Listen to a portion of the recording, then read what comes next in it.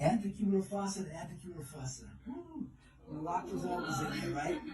And usually have a little sticky bomb, but I'm just gonna drop my butt straight away. If she doesn't come over, that's great. I'm not gonna grab bomb. I'm just gonna come here. She's probably gonna come. Okay? I might kick this hand up at the beginning. So here I am, and now I could stretch. I can come over here, work. Right, come over. How are we doing?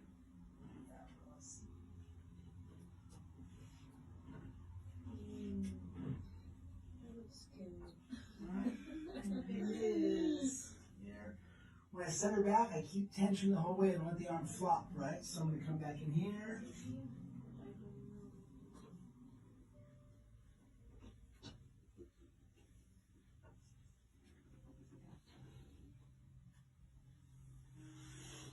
Set her down.